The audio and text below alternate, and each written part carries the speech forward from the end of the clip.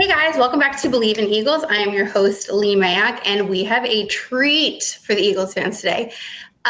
Philly Inquirer's sports editor and NFL draft writer, Devin Jackson, is here. Devin, thank you so much for being here. It's a treat for our listeners. They usually just have to hear my dad, and we're all over that. We've had enough. We've had enough. So Yeah, well, I mean, absolutely. Thanks so much for the introduction and bringing me on. I mean, Mike Mayock, is a great man, and everyone kind of knows his draft takes and the work that he's done and work in the NFL. So to kind of follow him up is going to be tall shoes to fill, but I'm looking forward to it. Well, we're doing a Mayock mock next week if you want to get in on that. So you can think about it. Yeah, I'll definitely consider it for sure. Sweet, we're working on it now. I'll keep you posted with it. But okay, wait. So Philly Inquirer, that is so huge. Me, obviously being from Philly, I always wanted to be a journalist. So that was I had my sights on something like that. Is that similar to you? Were you always into sports broadcasting, journalism, or what was it for you? Yeah, for me, it was always being, watching sports, being involved in sports, playing football myself. I played in college and played at Division II school. So sports has kind of been always a part of my life and been embedded in what I wanted to do. But I mean, it really didn't take me till senior year in high school to figure out that journalism was a path that I wanted to take. I always liked writing, enjoyed writing, but more academic wise, but never really thought about it from a sports perspective. But then when I tried it felt natural, and it felt like, of course, you watch so many games growing up, watching the NFL grow up and, watching college football and watching all the different sports, but specifically football, and getting a chance to write about that and really see, my career progress to this point. It's been really cool.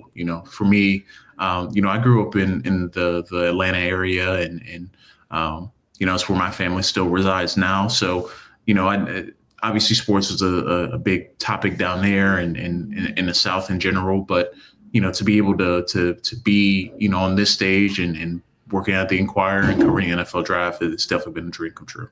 So does that mean you originally a Falcons fan? Actually, no. So my family's from New Orleans. So I grew up a Saints fan, actually. And I was born in Louisiana. And so I grew up a Saints fan and obviously got to see them win the Super Bowl when I was younger in 2009 and got to see all that come to fruition. But yeah, my family grew up as Saints fans. So a lot of my friends growing up were Falcons fans. So there was that natural tension. Of course. I mean, you need that. Yeah. So Super Bowl this year must have been extra special for you then in New Orleans. That's like a Yeah, it was really cool. I didn't actually get to go, but okay, shoot.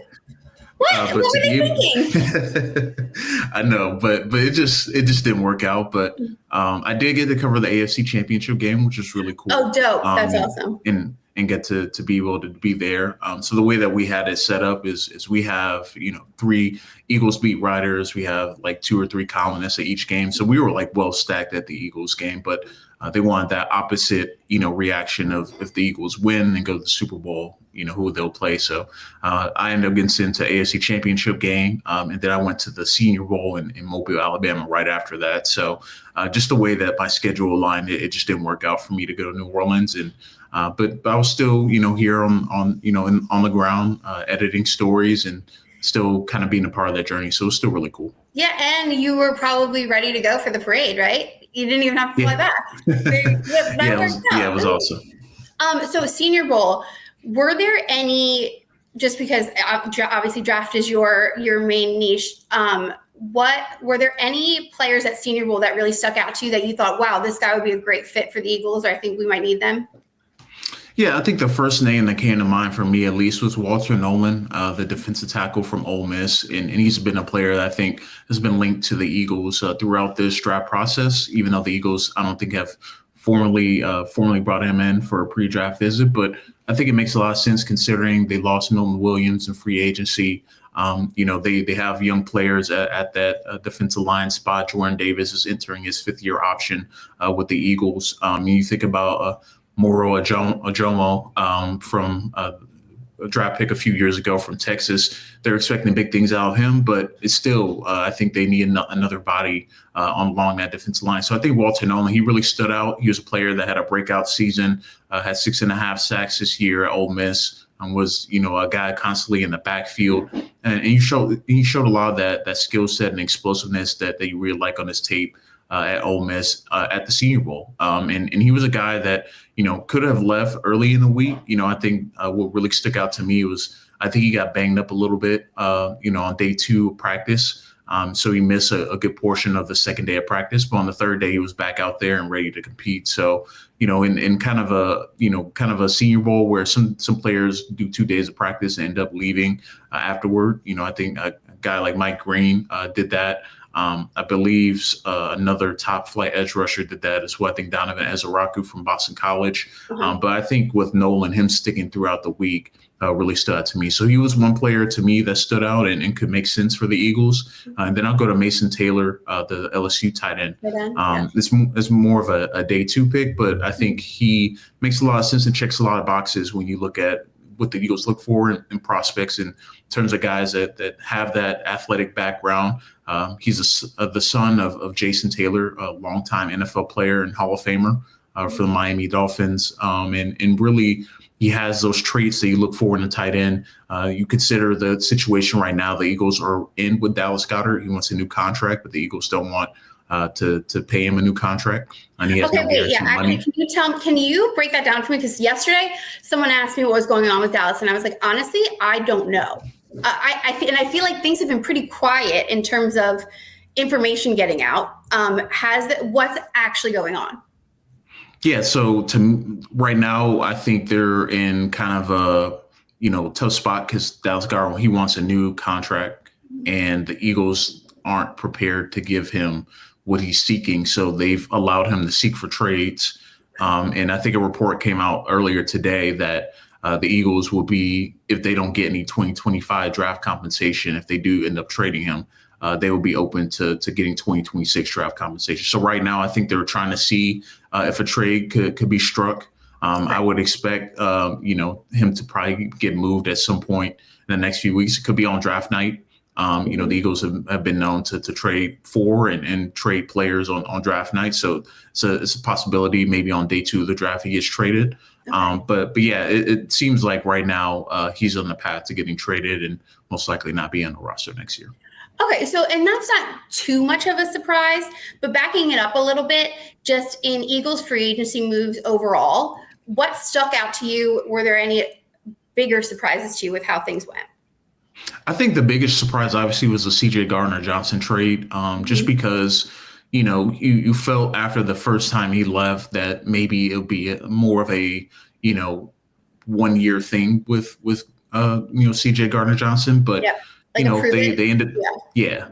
And I mean, he did prove it. He was very productive and in a very key part to their Super Bowl run. But I think the surprise in the trade was what they got back for him. I know they got Kenyon Green, who, he kind of, and I think the theme of the Eagles free agency was getting guys that were highly thought of draft picks and trying to see what they can make out of them. But I thought that was surprising considering there was no buzz around him having a trade market or potentially being traded. So I thought that was a surprising move at least on the Eagles front.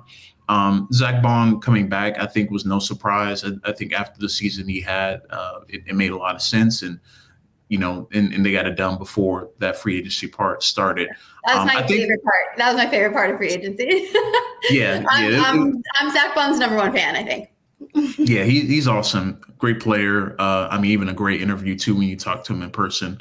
So he made a lot of sense to bring back. I think the other surprising thing wasn't necessarily Milton Williams and Josh Sweat leaving, but the money that they got in free agency. You knew the Eagles weren't going to be able to match that, but for them to get, not in Sweat's case, but Milton's case being top of the line free agency contracts, I didn't expect it to be that much money. So I think those were the big surprises for me.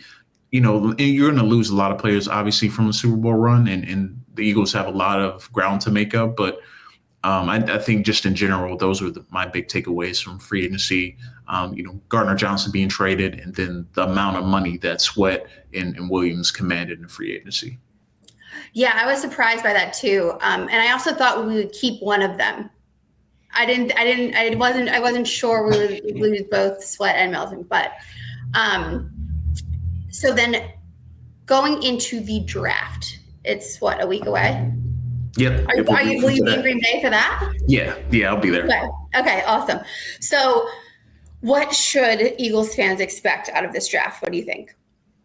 I think it's going to be extremely unpredictable, even the mock drafts that are out now. It always is with Howie. Yeah, it's going to be unpredictable because I think there is no general consensus around the league on how the draft order is going to go. Like, you knew last year that teams were going to like the quarterback position and going to draft it early, and 6 win the first 12 picks. So that made everything else a little bit easier to manage. But or at least predict. Yeah. Yeah. But in this case, there's really only 2 for sure quarterbacks, are going first round. And then really after the top 3 picks, even the top 2 picks, because it seems like the Browns are probably going to go Travis Hunter.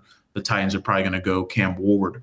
But at 3, I think is when it gets interesting with the Giants and what they could do, because they need a quarterback. But are they going to take a quarterback now or take, maybe Abdul Carter? So I think that's where the draft really starts to get interesting is 3 and below that.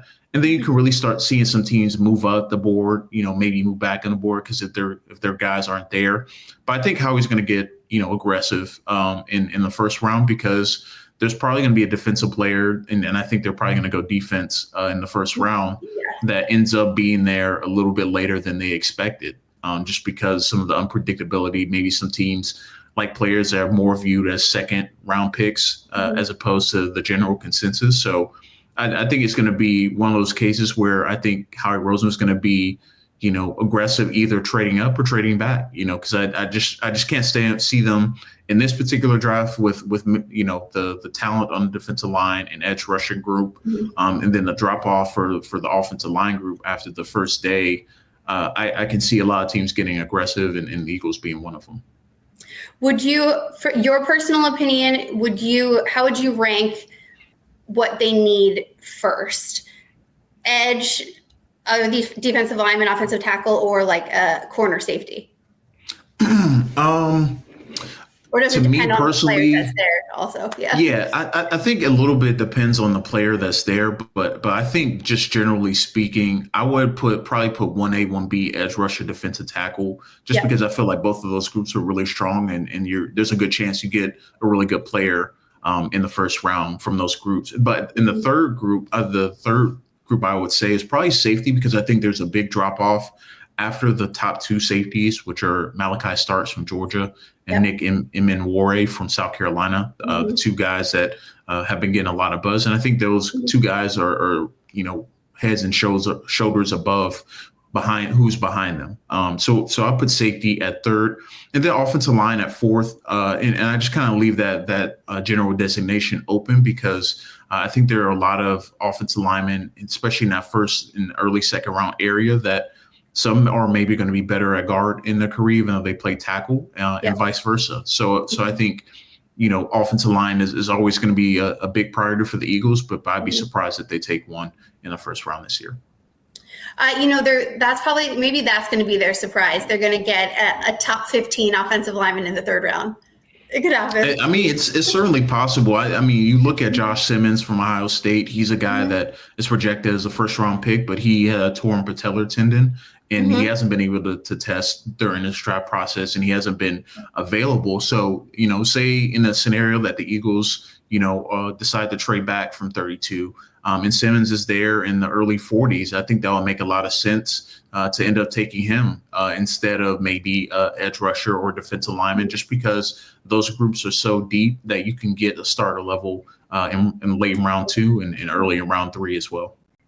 I'm getting really excited talking to you about this. I know it's going to be something crazy, and everyone in unison is just going to be like, oh my God, how did he do that? Just like last year. It's going to be crazy. But so I saw one of your articles I think it was from today, that you were talking about in the last 10 drafts. This is from your tweet at @RealD_Jackson. In the last 10 drafts, teams picking at the end of round 1 traded up or back 5 times. The Eagles picked 32nd next week, obviously, and they traded out of 32 in 2018. Howie Roseman has traded up in the first round in 4 of the last 6 drafts. Will he do it again? What do you think? What is your general consensus? I think he will trade up, just because I feel like, when you think about the moves that they have made in free agency, or maybe even some of the lack of moves they've made in free agency, and then you also think about how many comp picks they're going to get next year in next year's class. So they're going to have a lot to work with in next year's draft. They have, I believe, 4 5th-round picks this year, which I think is going to be interesting and potential trade bait to move up a little bit, especially for teams that don't have a lot of day 2 and day 3 picks. So I kind of highlight in that article, like, yes, Howie has moved up in 4 of those last 6 drafts, but then you look at the trend, league-wide, 5 of the last 10 teams that picking at 32 have moved up or moved back. And that just shows you that teams get aggressive at the end of the first round, especially when they see a player that maybe is higher on their board starting to fall a little bit. And the dominance start going? Yeah. Yeah. And you saw it last year. Cooper DeJean was a guy that they traded up for in the second round. And I know they didn't trade up in the first round, but they probably would have traded up in the first round if Quinyon Mitchell, if there wasn't that big run on quarterbacks. I could have seen them trading up last year, just because they have a guy that they want to get, and they're going to do what it takes to get him. And I think that's kind of their philosophy is not necessarily the quantity game, where if you get a certain amount of draft picks, you're going to naturally hit on a few of those. But I think they're more focusing on the quality of the player, and what they can bring to the table, and potentially starting earlier in the career. And I think when you look at this draft class, you got to be able to get the guys that you want early on. Just because I think when you get into day 2 and day 3s of the draft, you're looking at more developmental options, guys that fill roles, guys that aren't necessarily going to be starters at the NFL level. And that there's a big drop off after the first round in terms of players that, can be, high level starters, potential all Pro Bowl type players. So to me, sitting right now a week out from the draft, I think, it's more likely that Howie Roseman will move up versus staying put or moving back. I can't wait to find out. But my dad actually said similar things the other day. I was talking to him about Howie's philosophy, and he was saying it because my dad had similar thoughts in his own experience of choosing the best player available on your board, not necessarily going position or reaching one way or another, just best player available on your board. He's available, go get him, grab him. But you can only do that when you trust your coaching system as well, because they're the ones that have to slot those guys and have a foundation around them. And I don't think there's anyone better than that, than two coaching positions where Vic Fangio, obviously defensive heavy draft, and Jeff Stoutland. He could do anything with any offensive lineman ever. So I think that allows the coach. Would you say the coaching allows Howie to make moves like that with best player available? Yeah, I think absolutely. I think he feels confident in the development, of the players on his team and the position coaches on his team. If you look at the Eagles, obviously Jeff Stoutland is the most known for what his development and what he's been able to do. And Jeff Stoutland is also sneaky, really good at social media. Have you seen that? Yeah, he's great. He's great. He's an influencer in the making. I want that to be his next career. When years and years and years down the line, when he retires, I want him to be an influencer. Yeah, I can see him being an influencer and being a guy that does a lot of clinics and does a lot of, they bring him in to teach, younger offensive line coaches, because I think he just has that natural. Kids would only be so lucky. Yeah, that would be, he's just the man. I have to ask, since it's just such a topic and you're a New Orleans guy, what do you think they're going to do at 9? And and Derek and a quarterback, what do you think? I think I've been going back and forth with this just because, also just as being a draft fan, you want to see, and go through scenarios and who they would go for.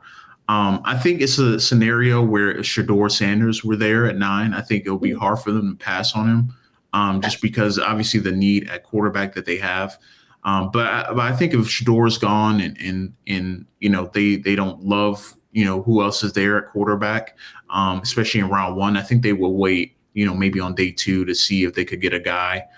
So to me, it feels like if Shador's there, take him. But if not, I think you go probably best player available because they have a lot of needs, along the roster. It's not just quarterback, but they need a dynamic tight end. They need a right tackle of the future because Ryan Ramczyk his knee is questionable for the long-term future. Yeah, he might retire.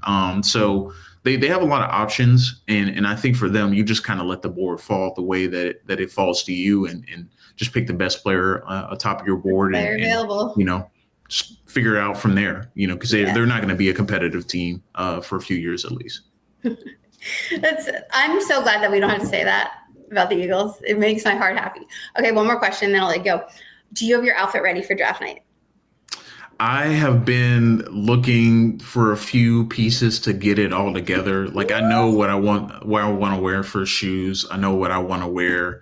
So are you building it around your shoes? Yeah, I am. Oh my God. Okay. Can we get a hint? Can we get a preview? Let's see. Is there a color scheme? Is it what are we doing? Yeah, it's black and gold, I would say. Ooh, all right. An homage to the Saints? No, just like the shoes, honestly. No, that I love that. You have to go glitz and glam for draft. That's that'll be perfect. Well, I mean, the players are doing their thing, so might as well be in the spirit of it as well. Are you kidding? Yeah, show them how it's done. That's awesome. But Devin, thank you so much for being here. You can find him on Twitter and all your social media at RealD_Jackson. Is that correct? Yeah, mostly Twitter, RealD_Jackson. I'm on Blue Sky as well. It's just Devin Jackson on Blue Sky. So those are the main two. Okay, well, thank you so much for your insight. I know that Eagles fans will be so interested in all this draft. I can't get enough of the draft stuff myself. And please keep us posted with your outfit. We'll be watching. Absolutely. We'll do. Thank you so much. Thank you so much, Devin.